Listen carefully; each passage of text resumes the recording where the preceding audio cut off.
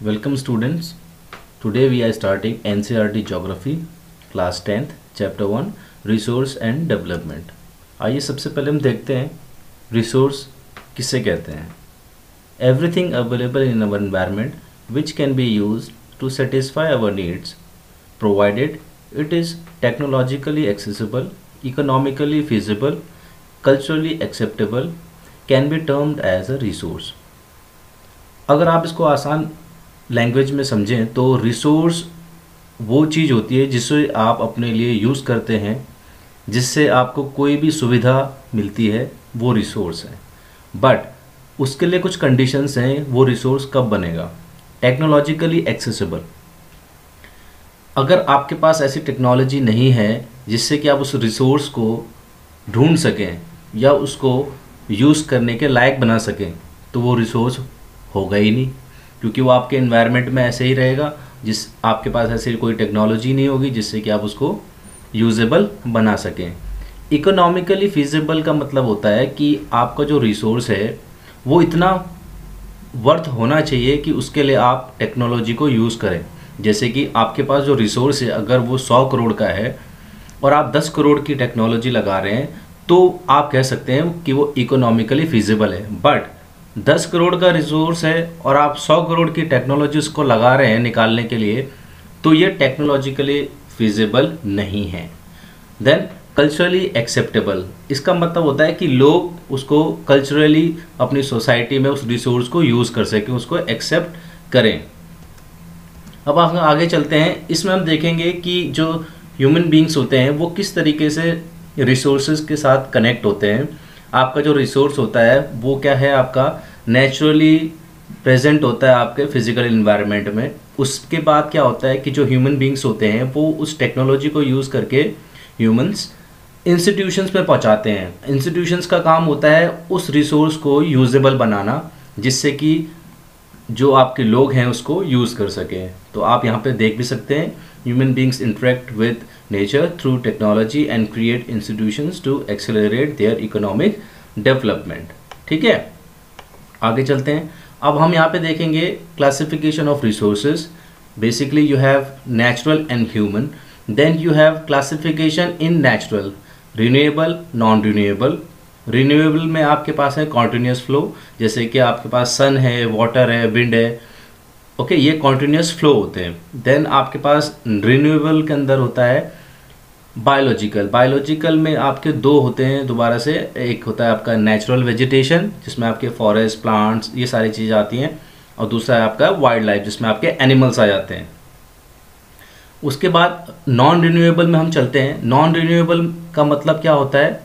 ऐसे मेटल जो आपके दोबारा से जल्दी रिप्लेनिश नहीं होते हैं, उनको बहुत टाइम लगता है दोबारा से रिप्लेनिश होने में. जैसे कि आपके पास मेटल्स हैं, फ्यूल्स हैं, ये सारे क्या हैं, मिलियन ऑफ ईयर्स लगता है इनको बनने में. तो उसके अंदर दो कैटेगरी है नॉन रिन्यूएबल के अंदर.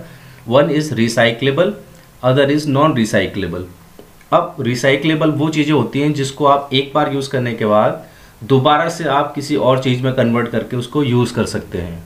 फिर उसको 3 बार यूज़ कर सकते हैं, 4 बार यूज़ कर सकते हैं. जो बार बार यूज़ हो सके उसे रिसाइक्लेबल कहते हैं. बट अगर आप नॉन रिसाइक्लेबल की बात करें तो उनमें वो चीज़ें आती हैं जो केवल एक बार यूज़ होते हैं. जैसे कि फ्यूल हो गया. फ्यूल में आपके जितने भी फ्यूल्स हैं, पेट्रोल हो गया, डीजल हो गया, केरोसिन ऑयल हो गया, ये सारे आपके क्या हैं, कोल हो गया, ये नॉन रिसाइक्लेबल हैं. अब आप ह्यूमन में आते हैं तो ह्यूमंस में क्या है, दो हैं केवल आपके पास, structures and institutions, quantity and quality. Structures का मतलब होता है किसी भी आप इंस्टीट्यूशन में जाएंगे तो वहाँ पे क्या होता है, स्ट्रक्चर ऑफ वर्किंग होता है सबसे ऊपर. फिर उसके बाद एक लेवल डिवाइड होता है ह्यूमंस का जिसमें वो काम करते हैं. और इंस्टीट्यूशंस आपको पता ही है, जितने भी आपके डिपार्टमेंट हैं, ऑफिसेज हैं, वो सब क्या है, आपके इंस्टीट्यूशंस ऑफ ह्यूमन बींग्स है जहाँ वो काम करते हैं. अब एक जगह पे 100 लोग काम करते हैं, एक जगह पे 10 लोग काम करते हैं, तो वो उसकी हो गई सेकंड पार्ट, क्वांटिटी. अब क्वालिटी का मतलब ये होता है कि आपके पास 100 लोग हैं, कितने एजुकेटेड हैं, कितने पोस्ट ग्रेजुएटेड हैं, कितने केवल हाई स्कूल पास हैं, तो ये उनकी क्वालिटीज़ हो गई. उसी हिसाब से वो काम करते हैं. ठीक है, अब आगे चलते हैं हम. Resource on the basis of origin. सबसे पहले आपके पास आता है बायोटिक रिसोर्सेज. ऐसे रिसोर्सेज जिनमें लाइफ होती है, जो भी लिविंग ऑर्गेनिज्म है वो आपका बायोटिक रिसोर्स में आता है। उसके एग्जांपल्स हो गए आपके पास ह्यूमन बींग्स, फ्लोरा, फोना, फिशरीज, लाइव स्टॉक्स एक्सेट्रा। और दूसरा आपके पास होता है अबायोटिक रिसोर्सेज। इसमें आपके वो कंपोनेंट आते हैं जो नॉन लिविंग्स होते हैं, जिनमें लाइफ नहीं होती है, जैसे कि आपके पास रॉक्स हो गए, मेटल्स हो गए, और भी आपके पास इनके बहुत सारे एग्जांपल्स हैं। अब हम रिसोर्सेज को देखेंगे on the basis of exhaustibility. Exhaustibility का मतलब होता है कि कोई भी रिसोर्स कितना चलेगा, कितने टाइम बाद वो ख़त्म हो जाएगा। तो उसमें भी दो कैटेगरीज हैं आपके पास, renewable energy, non renewable energy. Renewable ऐसी एनर्जी होती है जो बार बार रिन्यू हो जाती है, और नॉन रिन्यूएबल वो होती है जो एक ही बार आप यूज़ कर सकते हैं, then it will take million of years to replenish them again. तो रिन्यूएबल एनर्जी कौन सी हुई आपकी? बायोमास एनर्जी जो प्लांट्स एनिमल्स से बनती है, hydro power, wind power, solar power, thermal power, ये सारी आपकी क्या है? रिन्यूएबल एनर्जी हैं। और अगर आप नॉन रिन्यूएबल में आते हैं तो आपके पास जो भी फ्यूल्स हैं, कोल है, नेचुरल गैस है, न्यूक्लियर पावर है, ये सारी क्या है आपकी नॉन रिन्यूएबल। अब आपके पास मैंने ये डेफिनेशन आपको समझा दिए, अब आपने नोटबुक में नोट भी कर सकते हैं। ओके, अब हम आगे चलते हैं। On the basis of ownership. Ownership का मतलब होता है अधिकार, इंडिविजुअल, कम्युनिटी ओन, नेशनल और इंटरनेशनल, ये चार चीज़ें होती हैं।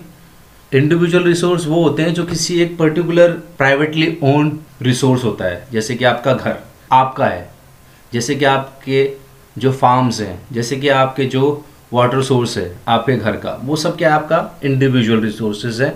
इसमें आपके पास और भी एग्जांपल्स हैं, आप देख सकते हैं।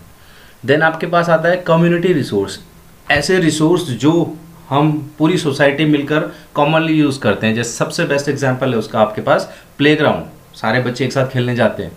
आपके पास जो पार्क्स होते हैं सब उसमें खेलने जाते हैं। तो ये सारे एग्जांपल हैं आपके कम्युनिटी रिसोर्सेज के। अब उसके आगे है आपके पास नेशनल रिसोर्स।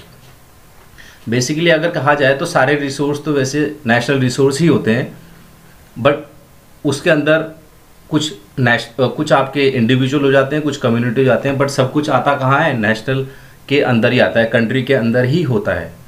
तो कुछ ऐसे हैं रिसोर्स जिनको आप आइडेंटिफाई कर सकते हैं, जैसे कि आपके पास रोड्स हैं, कैनाल्स हैं, रेलवेज़ हैं, minerals, water resources, forest, wild life, ये सारे आपके क्या हैं? नेशनल रिसोर्सेज हैं। अब आपके पास एक वाटर होता है जो आपका टेरिटोरियल वाटर कहा जाता है। टेरिटोरियल वाटर क्या होता है? जो आपके ओशन के कोस्ट से 12 nautical miles equals to 19.2 kilometres तक सी में जो ये डिस्टेंस होती है उसको टेरिटोरियल वाटर कहा जाता है, जिसमें हमारी कंट्री का या किसी भी कंट्री का उसके बॉर्डर से अधिकार होता है। They can extract the resource from that area. तो ये आपको ध्यान रखना है कि टेरिटोरियल वाटर क्या होता है, और वो नेशनल रिसोर्स के अंदर आता है। अब आता है आपके पास international resource. International resources basically coast से जब आपका एक्सक्लूसिव इकोनॉमिक जोन जो होता है, अभी जो हमने डिस्कस किया था 19.2 किलोमीटर्स तक, उस रेंज को आप कहते हैं एक्सक्लूसिव इकोनॉमिक जोन। पर उसके बाद का जो एरिया शुरू होता है वो इंटरनेशनल रिसोर्सेज के कैटेगरी में आता है। और अगर आपके ओशन में इस एरिया में कोई भी रिसोर्स मिलता है तो उसके लिए आपको पहले इंटरनेशनल इंस्टीट्यूशंस के साथ कंसर्न करना होता है, और with the permission only you can extract the resource for your economic development. Development के हिसाब से क्या होता है? आपके पास पोटेंशियल रिसोर्स होता है, ऐसा रिसोर्स जो हमारे पास है but not utilised. For example आपके पास विंड है, सोलर है, बट पूरी तरीके से अभी भी हम उसको यूज़ नहीं कर पा रहे हैं। तो ये एग्जांपल हो गया आपके पोटेंशियल रिसोर्स। अब है आपके पास डेवलप्ड रिसोर्स। डेवलप्ड रिसोर्स वो होते हैं जिनको हम यूज़ करते हैं, जिनके बारे में हमें पता है, उनकी क्वांटिटी भी और क्वालिटी भी, और हमारे पास टेक्नोलॉजी भी है, उनको हम यूज़ करते हैं जिन्हें, उन्हीं रिसोर्सेज को डेवलप्ड रिसोर्सेज कहा जाता है। अब आता है आपके पास स्टॉक। स्टॉक का मतलब आप जैसे समझ ही सकते हैं, जमा। ऐसे रिसोर्सेज जो आपके इन्वायरमेंट में पोटेंशियल रखते हैं एज ए रिसोर्स बनने के, बट वो क्या है, हमारे पास ऐसी टेक्नोलॉजी नहीं है जिससे कि हम उन रिसोर्सेज को निकाल सकें। जैसे कि आपके पास वाटर है, वाटर के अंदर क्या होता है? हाइड्रोजन और ऑक्सीजन होता है, और चारों तरफ आपने देखा होगा कितना वाटर है हमारे पास, बट हमारे पास ऐसी टेक्नोलॉजी नहीं है जिससे कि हम उस हाइड्रोजन और ऑक्सीजन को यूज़ कर सकें। अब आता है reserves. Reserve is also a subset of stock. ये जो रिजर्व है ये भी स्टॉक के ही अंदर आता है, पर आप इसको इस तरीके से समझ सकते हैं जैसे कि आपके पास एक डैम है, उसके अंदर आपने पानी रखा हुआ है। अब आप उसको यूज़ तो कर रहे हैं बट बहुत कम अमाउंट में यूज़ कर रहे हैं, और आपने उसी चीज़ को क्या रखा हुआ है, अपने फ्यूचर रिक्वायरमेंट्स के लिए भी रखा हुआ है। आप अपने डैम का जो पानी है, क्या उसको एक ही दिन आप इलेक्ट्रिसिटी बनाते हैं? नहीं, आप उसको आगे के लिए रख रहे हैं, अपने फ्यूचर के लिए रख रहे हैं। तो ऐसे जो भी रिसोर्सेज होते हैं वो आपके रिजर्व्स कहलाते हैं। अब हम देखेंगे कि अभी तक हम यूज़ करने की बात कर रहे थे रिसोर्स, तो जब हम ज़्यादा यूज़ कर देते हैं तो क्या होता है, प्रॉब्लम क्रिएट्स, ये तो होगा। अब प्रॉब्लम्स क्या होता है, कैसे होता है, देखेंगे। Many resources got depleted, that is forest. अब जैसे बहुत सारे रिसोर्स खत्म हुए, उनमें से एक बेस्ट एग्जांपल है फॉरेस्ट। हमने काटे क्योंकि हमें फार्म्स चाहिए थे, हमें प्लांटेशन करना था, तो ये उसका सबसे बेस्ट एग्जांपल है। Resources got accumulated in the hands of few people, the society is divided into rich and poor.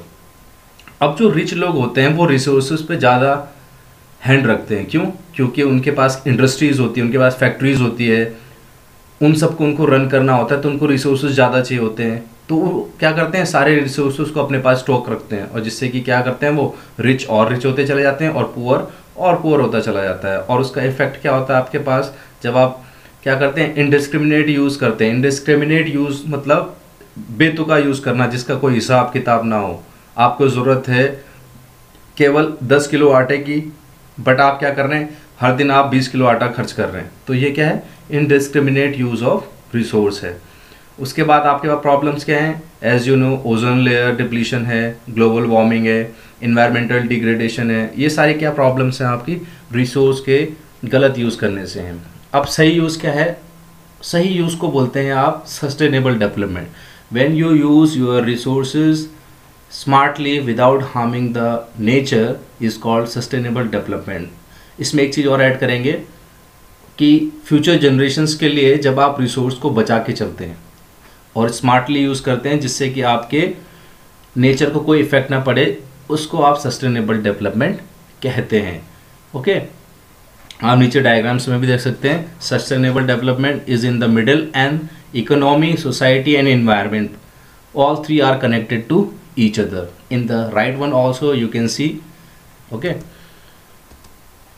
अब है हमारे पास, अब हमने समझ लिया कि सस्टेनेबल डेवलपमेंट क्या होता है, तो उसके लिए प्लानिंग ज़रूरी है, that is resource planning. Resource को प्लानिंग करना। अब रिसोर्स प्लानिंग होती कैसी है वो आप देखेंगे।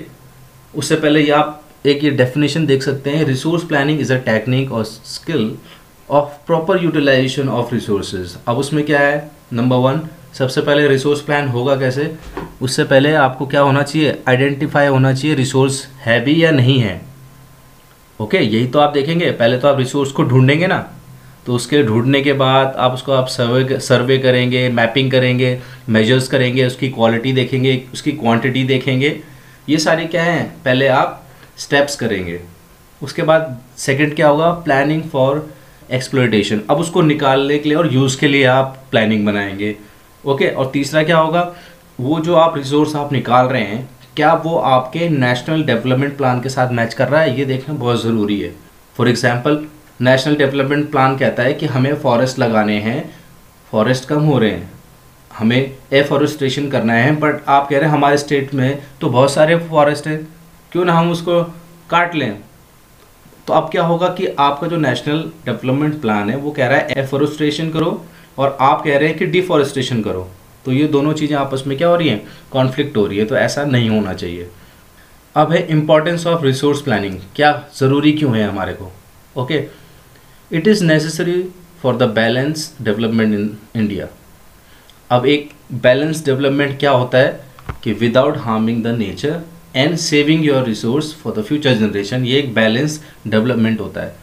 अब आपके पास देखो कुछ ऐसे रीजन्स हैं, कुछ ऐसे स्टेट्स हैं, कुछ ऐसे एरिया हैं जो बहुत रिच हैं किसी एक रिसोर्स में और दूसरे रिसोर्स में बहुत पुअर है।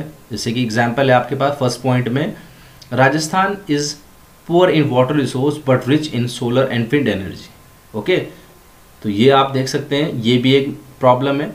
दूसरा है, some regions are self sufficient with all resources. Okay, उनके पास सारे रिसोर्स हैं। कुछ ऐसे स्टेट्स में हमारे पास, जैसे कि मध्य प्रदेश, उसके पास सारे रिसोर्सेज हैं, अवेलेबल हैं वहाँ पे। आप वाटर की बात करो, रिवर्स की बात करो, लैंड की बात करो, फॉरेस्ट की बात करो, सारे रिसोर्स हैं। बट आपके पास लद्दाख एक ऐसा एरिया है, एक ऐसा रीजन है जिनके पास रिसोर्स ही नहीं है, बहुत पुअर रिसोर्सेज है वहाँ पे, बहुत वीक है। ओके, तो ये सारी आपको डाइवर्सिटी देखने को मिल रही है, कहीं पे बहुत कुछ है, कहीं पे कुछ भी नहीं है, कहीं पे सब कुछ है, कहीं पे बहुत कम है। ओके, तीसरा है wastage of resources can be avoided by planning. अब मैंने आपको पहले ही बताया था 10 किलो आटा आपको ज़रूरत है, आप 20 किलो यूज़ कर रहे हो, तो वो क्या है, वेस्टेज ऑफ रिसोर्सेज है।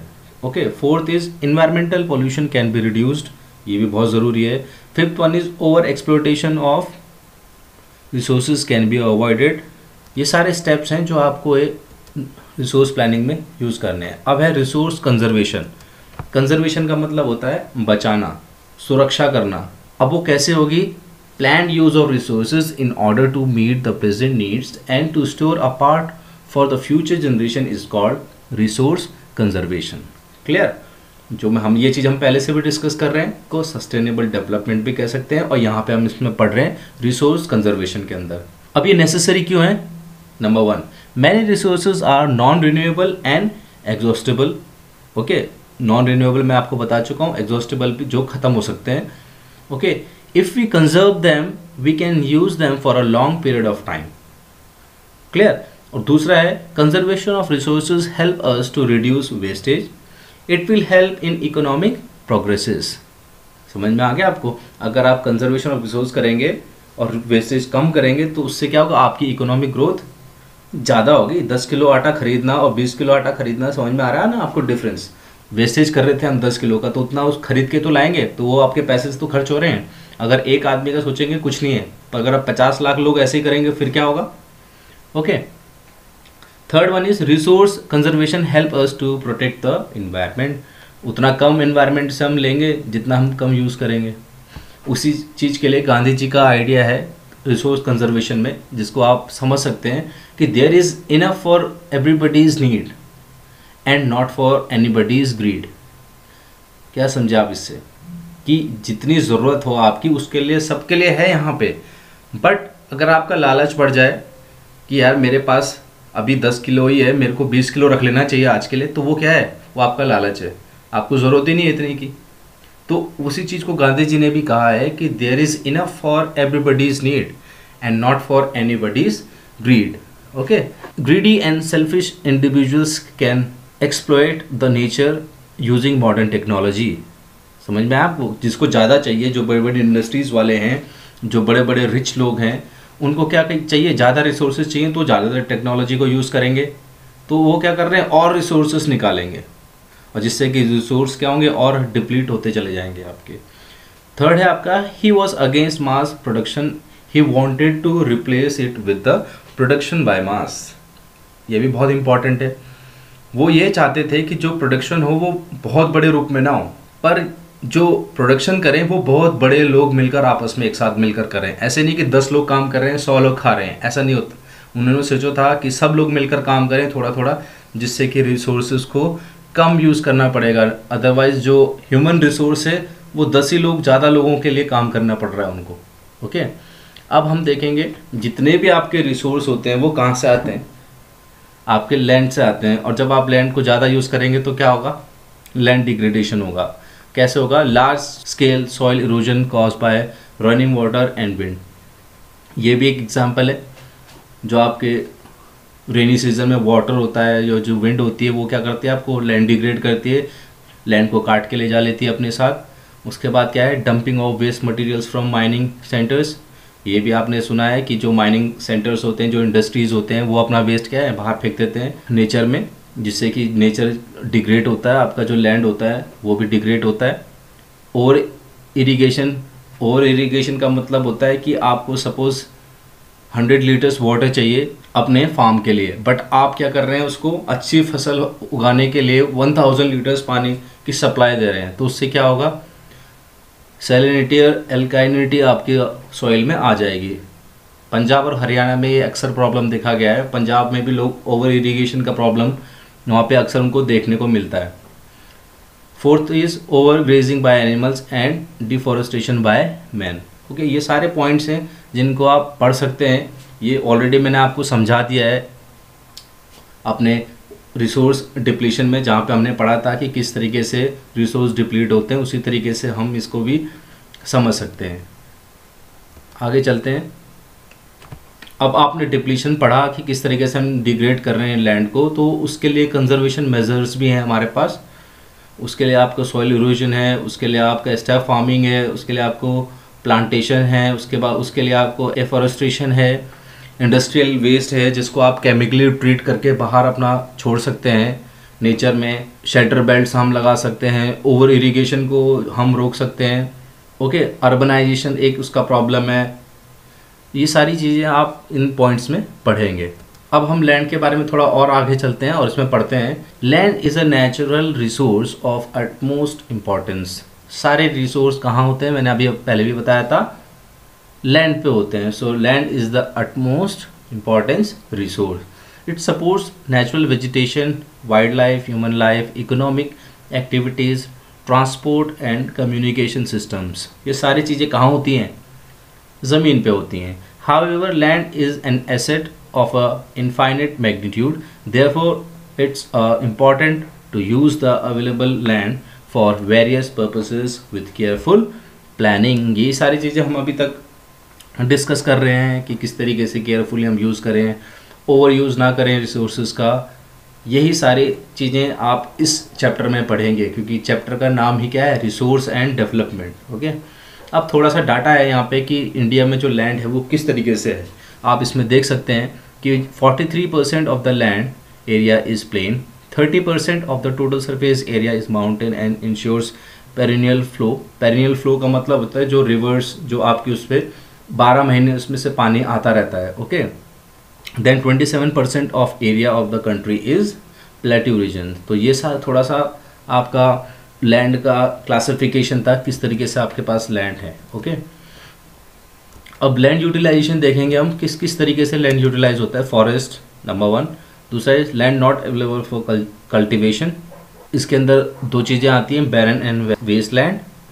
सेकेंड होती है आपकी land put to non agriculture uses, that is buildings, roads, factories etcetera. उसके बाद है अदर अनकल्टिवेटेड लैंड्स। उसके अंदर क्या होता है, जब permanent pastures and grazing land, land under miscellaneous trees, crops, groves. Okay, ये सारे आपके अनकल्टिवेटेड लैंड हैं। दूसरा है आपके पास कल्चरेबल वेस्ट लैंड, ऐसी लैंड्स जो आपके 4 to 5 ईयर्स के लिए उनको आप नॉन एग्रीकल्चर यूज़ के लिए छोड़ देते हैं। उसके बाद आपके पास है फैलो लैंड्स। उसके अंदर दो चीज़ें आती हैं, करंट फैलो और दूसरा है आपके पास अदर देन करंट फैलो। अब करंट फैलो क्या होता है, ऐसी लैंड जो 1 ईयर के लिए विदाउट कल्टीवेशन रह गई है, वो करंट फैलो में आता है। और अदर देन करंट फैलो लैंड्स वो होती हैं जो 1 to 5 ईयर्स के लिए क्या है, अनकल्टिवेटेड हैं, वो आपका other than current fallow land में आता है। अब है आपके पास नेट सोन एरिया। अब नेट सोन एरिया क्या होता है, area sown more than once in an agriculture year plus net sown area is known as gross cropped area. For example, you have a land and you use it for agriculture and you grow 3 times wheat, rice and pulses on that. So your 3 crops will be calculated in net sown area, and how much you grow in that area is called net sown area. Okay, अब आगे चलते हैं हम। अब land use pattern देखेंगे हम कि किस तरीके से लैंड यूज़ होती है हमारी कंट्री में। ओके, देखेंगे। उसके लिए आपके पास क्या है, दो चीज़ें हैं जो उसके लिए रिस्पॉन्सिबल होती हैं, 2 फैक्टर्स होते हैं। Number 1 is physical factor such as topography, climate, soil types. आपके पास जो लैंड है वो है किस तरीके की, वो टोपोग्राफी में आता है। जो आपके पास क्लाइमेट है आपके एरिया का वो कैसा है और आपकी सॉइल कैसी है। उसके बाद ह्यूमन फैक्टर्स, जैसे कि आपके पास पॉपुलेशन कितनी है, टेक्नोलॉजी कैपेबिलिटी आपकी कितनी है, कल्चर क्या है आपका, आप क्या उगाना पसंद करते हैं, आपके ट्रेडिशंस क्या हैं, ये सारी चीज़ें उसके लिए रिस्पॉन्सिबल हैं। अब थोड़ा सा डाटा है यहाँ पे आप देखेंगे। Total geographical area of India is 3.28 million square kilometres. Land use data however is available only for 93% of the total geographical area, because the land use reporting for the most of the north east states except Assam has not been done fully. However, some areas of Jammu and Kashmir occupied by Pakistan and China have also not been surveyed. तो आपको ये समझ में आ गया होगा कि 93% क्यों है, क्योंकि कुछ पार्ट जो है वो आसाम का आपने कैलकुलेट नहीं किया है। उसी तरीके से जम्मू एंड कश्मीर ऑक्यूपाइड जो एरिया है, वो जो आपके पाकिस्तान और चाइना द्वारा ऑक्यूपाइड है, वो भी सर्वे में इंक्लूड नहीं है। चलिए आगे देखते हैं।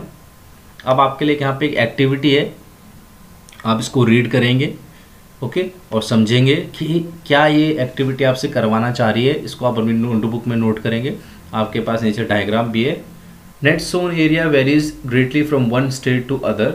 ऑब्वियस है, क्योंकि किसी स्टेट में जो फॉरेस्ट ज़्यादा होंगे, एग्रीकल्चर लैंड कम होगी, किसी में एग्रीकल्चर लैंड ज़्यादा होगी। जैसे एग्जाम्पल के पंजाब और हरियाणा में 80% लैंड जो होता है वो आपके पास नेट सोन एरिया में आता है। अरुणाचल प्रदेश, मिजोरम, मणिपुर, अंडमान निकोबार्स में जाएंगे तो ओनली 10% लैंड जो होती है वो आपके नेट सोन एरिया में आती है। उसके लिए क्या रीज़न हो सकता है, आप उसके लिए सोचेंगे ओके। आपने कुछ सोचा इस चीज़ के बारे में? ओके, आपने सही सोचा, क्योंकि जो आपका एरिया है इन स्टेट्स में, those are mainly hilly and rocky, that's why net sown area is very less in those areas okay. चलिए अब हम देखेंगे land degradation and conservation measures, किस तरीके से आपका लैंड डिग्रेडेशन है और उसके लिए क्या क्या रेमेडीज़ हैं, क्या क्या मेजर्स हैं, वो हम इसमें अब देखेंगे। थोड़ा सा ये इन्फॉर्मेशन है, इसको हम डिस्कस कर लेते हैं, एक बार आप सुनेंगे केयरफुली।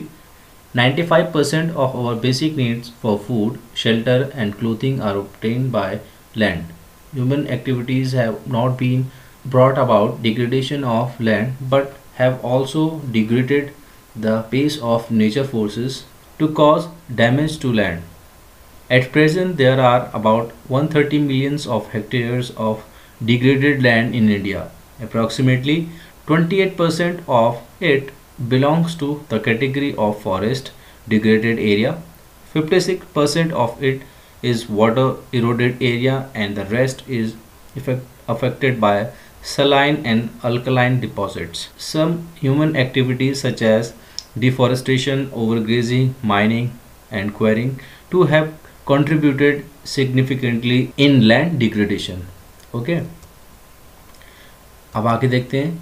ये आपके पास एक डाटा है वेस्टलैंड इन 2000, इसमें आप देख सकते हैं the blue one is water eroded area and the purple one is forest degraded area, the yellow one is saline and alkaline land and the blue one is wind eroded area. तो ये आपके पास थोड़ा सा information था, इसको आप पढ़ सकते हैं। और ये जो मैंने आपको भी बताया कि जो ह्यूमन एक्टिविटीज़ हैं, माइनिंग है, क्वेरिंग है, ये सारी जो एक्टिविटीज़ हैं जिससे आपका जो लैंड डिग्रेडेशन हो रहा है उसके बारे में आप यहाँ पे पढ़ सकते हैं।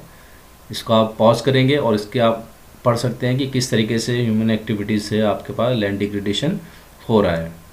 अब हम आगे देखते हैं। There are many ways to solve the problems of land degradation. Number 1, afforestation and proper management of grazing can help to some extent. Number 2, planting for shelter belts, controlling overgrazing, stabilization of sand dunes by growing thorny bushes are some of the methods to check land degradation. Then proper management of wasteland, control of mining activities, proper discharge and disposal of industrial influents and waste after treatment can reduce land and water degradation in industrial and suburban areas. तो ये सारी चीज़ें मैं आपको पहले भी बता चुका हूँ, जिससे कि रिसोर्स डिप्लीशन हो रहा था, वहाँ पे भी हमने डिस्कस किया था ये सारी चीज़ें कि ये सब हम मेजर्स ले सकते हैं डिग्रेडेशन को रोकने के लिए। अब हम देखते हैं सॉइल एज अ रिसोर्स, कैसे सॉइल एक रिसोर्स बनती है। पहले तो आप ये देखेंगे कि सॉइल प्रोफाइल है आपके पास। सॉइल होती क्या है, सबसे ऊपर आपके पास टॉप सॉइल होती है, then you have sub soil, then you have weathered parent rock, then you have unweathered parent bed rocks. तो ये आपके लेयर्स हैं सॉइल के। Soil is the most important renewable natural resource as you know. It is medium of plant growth and supports different types of living organism on the earth. ये सब आप जानते हैं, सारे जो भी ऑर्गेनिज्म हैं वो आपके सॉइल से ही ग्रोथ पाते हैं। Okay, the soil is a living system, it takes millions of years to form soil up to a few centimetre in depth. Okay, ये भी आपको ध्यान रखना चाहिए कि जो सॉइल की जो कुछ सेंटीमीटर जो आपकी गहराई होती है वो मिलियन ऑफ ईयर्स में बनती है। तो ये सारी चीज़ें आप इसलिए पढ़ रहे हैं क्योंकि आप समझ सकें कि जो सॉइल है that is the most important resource. अगला पॉइंट है रिलीफ, पेरेंट रॉक और bed rock, climate, vegetation and other forms of life and time are important factors in the formation of soil. तो ये सारी चीज़ें जब काम करती हैं तब जाके सॉइल बनती है। उसके बाद है आपके पास various forces of nature such as change in temperature, actions of raining water, wind and glaciers, activities of decomposers etc. contribute to the formation of soil। ये सारे कंपोनेंट हैं, जब ये काम करते हैं तब जाके आपके पास सॉइल बनती है। उसके बाद है आपके पास chemical and organic changes which take place in the soil are equally important। okay, soil also consists of organic humus, inorganic materials। उसके बाद देखते हैं हम क्लासिफिकेशन ऑफ सॉइल्स। अब क्लासिफिकेशन ऑफ सॉइल्स किस बेस पे होता है? उसके फॉर्मेशन पे होता है, उनके कलर पे होता है, थिकनेस पे होता है, टेक्सचर पे होता है, उनकी एज पे होता है, कितनी पुरानी है, केमिकली और फिजिकली जो उनकी प्रॉपर्टीज़ हैं, केमिकल और फिजिकल प्रॉपर्टीज़ पे होता है। तो आप देखेंगे किस तरीके से डिफरेंट क्लासिफिकेशन होता है।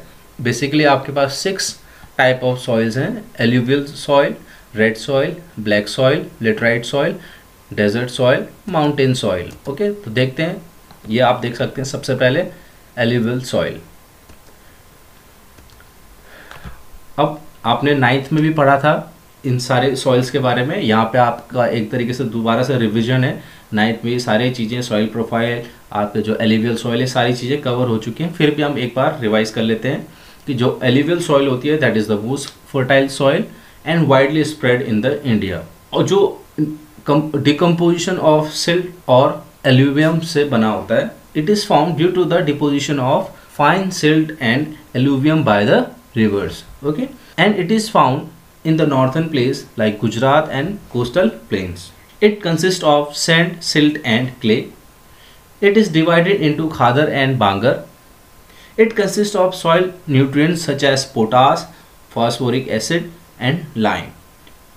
So it is fertile and good for the growth of sugarcane, rice, wheat and pulses। तो ये सारे आपके पास एक तरीके से इसके कैरेक्टरिस्टिक्स थे एल्यूवियल सॉइल के। अब हम आगे देखते हैं डिफरेंस बिटवीन खादर एंड बांगर। अब जो आपके पास बांगर होता है उसको हम पहले डिस्कस करेंगे और फिर खादर को। जो the bangar is the largest part of northern plain and it is locally known as kankar and compose of calcareous deposits. और जो आपका खादर होता है that is younger alluvium soil is called khadar and it is renewed every year and is highly fertile, very suitable for the intensive agriculture activities. तो ये थोड़ा सा डिफरेंस था आपके पास बांगर और खादर के ऊपर। और ये हम एल्यूवियल सॉइल के बारे में ऑलरेडी डिस्कस कर चुके हैं, तो हम आगे चलते हैं। Black soil. अब ब्लैक सॉइल क्या होता है? Is also known as regur soil. Okay, best soil for the cotton cultivation. आप इस चीज़ को ध्यान रखेंगे, एग्जाम में भी आता है। The best soil for cotton cultivation is black soil.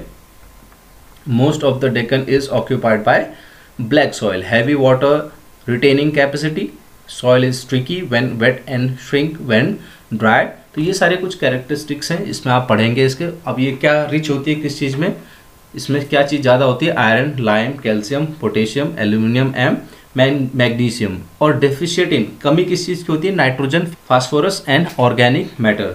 Colour क्या होता है तो आपको पता है, deep black to light black. अब ये कहाँ मिलती है? मेनली आपका महाराष्ट्र, गुजरात, मध्य प्रदेश एंड छत्तीसगढ़ में होती है। अब यह आपके पास एक मैप है, ये मैप आपको आपकी बुक में भी अवेलेबल है, वहाँ पे आप देख सकते हैं। Forest area, alluvial soil, red and yellow soil, black soil, laterite soil and arid soil, ये सारे आपको दिखा रहा है। आप इसको आराम से रोक के आप इसमें आइडेंटिफाई कर सकते हैं। अब आपके पास रेड सॉइल। रेड सॉइल क्या कैरेक्टरिस्टिक्स हैं इसकी देखेंगे। Seen mainly in low rainfall area. उसका जो दूसरी क्वालिटी है वो है आपका पोरस एंड फ्राइबल स्ट्रक्चर। इसका मतलब होता है जो मिट्टी होती है वो क्या आपकी झरझरी और भुरभुरी सी होती है। एब्सेंस ऑफ लाइम, कंकर। ओके, डेफिशिएट इन, अब इसमें कमी क्या होती है? लाइम नहीं होता है, phosphate, manganese, nitrogen, hums and potash, ये सारी चीज़ें की इसमें कमी होती है। कलर आपका रेड, और जो कलर होता है इसका वो डिफ्यूजन ऑफ आयरन की वजह से होता है, जो कि क्रिस्टलाइन और मेटामॉर्फिक रॉक्स में होता है। The lower layer is reddish yellow और येलो, और जो इसका टेक्सचर होता है वो sandy to clay and loamy तक होता है। ओके, और ये किस लिए यूज़ होती है ज़्यादातर? Wheat, cotton, pulses, tobacco, oil seeds, potato etcetera के लिए, कल्टीवेशन के लिए यूज़ किया जाता है। और ये कहाँ आपको ज़्यादातर मिलती है? तमिलनाडु, कर्नाटका, आंध्र प्रदेश, उड़ीसा, छत्तीसगढ़ एंड झारखंड। अब हम आगे चलते हैं। अब जो लेटराइट सॉइल है वो आपके लैटिन वर्ड लेटर से बना हुआ है, का मतलब होता है brick. It becomes so soft when wet and so hard when dry. Found in the areas of high temperature and high rainfall. Formed as a result of high leaching due to rainfall. इसमें सबसे ज़्यादा problem क्या होती है कि जो इसके organic matters होते हैं, जो हम्स होते हैं, वो बहुत जल्दी ख़त्म हो जाते हैं। जो उसके बैक्टीरिया होते हैं वो ख़त्म हो जाते हैं, क्योंकि वहाँ पे हाई टेम्परेचर के कारण हम्स ज़्यादा टाइम तक रुक नहीं पाते, और जो उनमें जो ट्रीज़ होते हैं उन हम्स को जल्दी एब्जॉर्ब कर लेते हैं। ओके, अब ये रिच किस चीज़ में होती है? आयरन और एल्यूमिनियम में। कमी किस चीज़ की होती है सॉइल में? Nitrogen, potash, potassium, lime, humus. Okay, और कलर क्या होता है? Red colour due to iron oxide. Okay, और आपके पास कौन कौन सी इसमें क्रॉप्स होती हैं आप देख सकते हैं? Rice, ragi, sugar cane, cashnuts are cultivated mainly. तो ये सारी चीज़ें आप इसमें समझ सकते हैं। And it is also good for tea, coffee and cashnut. और कहाँ कहाँ आपके पास होती है? केरला, कर्नाटका, तमिलनाडु, मध्य प्रदेश, उड़ीसा एंड आसाम। अब है आपके पास एरिड सॉइल। अब एरिड सॉइल क्या है? Due to the dry climate, the high temperature, evaporation is fast and the soil lakhs hums and moisture. तो इस सबसे बड़ी चीज़ क्या है इस सॉइल में? ये बिल्कुल ड्राई होती है। क्यों? क्योंकि यहाँ पे जो ड्राई क्लाइमेट होता है, इवेपोरेशन इतना फास्ट होता है, तो उसके जो हम्स और मॉइस्चर है वो ख़त्म हो जाते हैं। ओके ना, तो ये बिल्कुल ड्राई पड़ जाती है। The low horizons of the soil are occupied by kankar because of the increasing calcium content downwards. Okay, the kankar layer formation in the bottom horizons restrict the infiltration of water.